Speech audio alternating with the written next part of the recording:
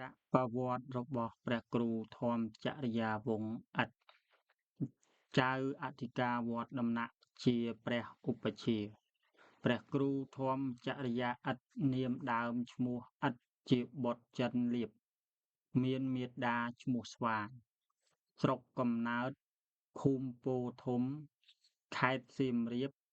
កើតនៅថ្ងៃអង្គារ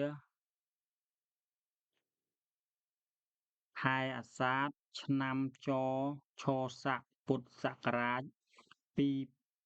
2392ដល់អាយុ13ឆ្នាំបានចូលទៅរៀនអក្សរក្នុងសំណាក់លោកគ្រូកែចៅអធិការវត្តដំណាក់ដល់អាយុ15ឆ្នាំបានបួសជាសាមណេរអាយុ21បានឧបសម្ប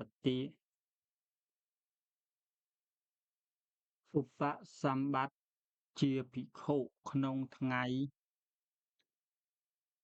ច័ន្ទ1រោច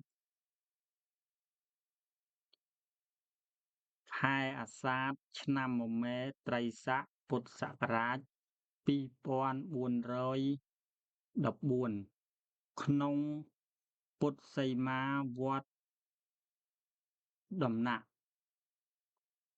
ព្រះមហាករុណាថេរកែជាព្រះឧបជាឲ្យនាមឈ្មោះថាសុវណ្ណកេសរព្រះគ្រូធម្មចរិយាវង្សជាអ្នកមានសេចក្តីព្យាយាមនិងការរៀនសូត្រធម៌វិន័យជាងអស់លោកឯទៀតបួសបានតែ3វស្សាព្រះមហាករុណាថេរជាឧបជាអនុញ្ញាតឲ្យធ្វើជាគ្រូសូត្រវត្តដំណាក់ដល់វស្សាជាគម្រប់14លោកបានចូលទៅរៀនព្រះវិបស្សនាធុរៈនិងលោកគ្រូមាសចៅអធិការវត្តលង្កាបានសម្រេចដោយសេចក្តីប្រាថ្នាហើយថយមកគង់នៅវត្តដំណាក់វិញហើយបានបង្រៀនវិបស្សនាធុរៈដល់អស់ភិក្ខុសាមណេរឧបាសកឧបាសិកាតរហូតដល់មកឆ្នាំមមែឆស័កពុទ្ធសករាជ2427លោកគ្រូព្រះមហាករុណាថេរទទួលមរណភាពទៅព្រះគ្រូធម្មចរិយាវង្សធ្វើជាចៅអធិការវត្តដំណាក់ហើយធ្វើជាឧបជាបំបួសកុលបុត្រក្នុងវត្តដំណាក់នេះមួយវត្តអំពិលមួយវត្តប្រាសាទមួយនិងវត្តខ្នារមួយកាលនៅក្នុងរាជការសៀមបានត្រាតាំងជាព្រះគ្រូសុវណ្ណកេសរបវរសត្ថាលុះដល់មកថ្ងៃសុក្រ14កើតខែបុស្សឆ្នាំមមែនិព្វស័កត្រូវនឹងថ្ងៃ18វាងវិយាឆ្នាំ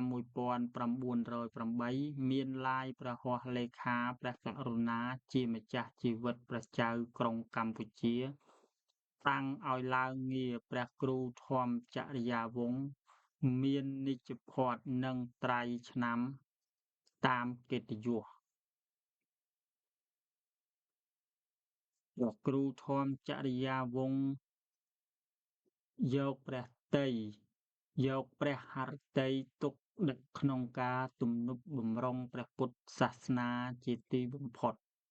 របស់លោកដែលបានសាងទុកក្នុងទីវត្តដំណាក់គឺគម្ពីរធម៌វិន័យរួមទាំងគម្ពីរតូចគម្ពីរធំ91គម្ពីរហើយនឹងកសាងទីសេនាសនៈក្នុងអារាមទាំងអស់មានព្រះវិហារជាដើមក៏កើតដោយសារគំនិតលោកបុណ្យលោកព្រះគ្រូធម្មចរិយាវង្សទាំងអស់ចំណែកការកុសលឯទៀតដែលលោកបានសាងនោះគឺធ្វើតឋិនទាន8ដងបានសាងគ្រែធម្មមាសនៈ6បានសាងទានព្រះវស្សា15ដងបានសាងព្រះពុទ្ធរូបធ្វើបុណ្យអភិសេកធ្វើពីប្រាក់ខ្លះមាសខ្លះទង់ហ្វាខ្លះ 9ព្រះអង្គមានធ្វើមាឃបូជាពិសាខបូជាគ្រប់41ឆ្នាំ មានខានតែម្ដង ក្រៅពីនោះមិនដែលមានខានឡើយ មួយទៀតលោកបានខំបង្ហាត់បង្រៀនសាមណេរដែលជាសិស្សានុសិស្សឲ្យចេះដឹងធម៌វិន័យឲ្យប្រព្រឹត្តឲ្យបានត្រឹមត្រូវតាមធម៌វិន័យ លើកសេចក្តីប្រតិបត្តិឲ្យកាន់តែល្អត្រឹមត្រូវឡើងដរាបមកដល់ឆ្នាំឆ្លូវសព្វស័ក្តិនេះ លោកមានព្រះជន្ម76 ឆ្នាំ ចូលក្នុងសេចក្តីជរា ចាប់អាពាធមិនសប្បាយតាំងពីខែអាសាឍមក លុះមកដល់មកថ្ងៃខែមាឃ ហេតុតែលោកមានព្រះហឫទ័យអាសូរករុណាដល់ភិក្ខុសាមណេរដែលជាឫទ្ធិវិហារឹកអន្តេវាសិកដែលនៅជាខាងក្រោយលោកបានឲ្យនិមន្តលោកគ្រូសូត្រទាំងពីរអង្គ ហើយនិងលោកអាចារ្យច័ន្ទ លោកភិក្ខុភឹម និងអស់លោកឯទៀតជាច្រើនឲ្យទៅប្រជុំស្ដាប់ព្រះពុទ្ធដីកាលោកនោះ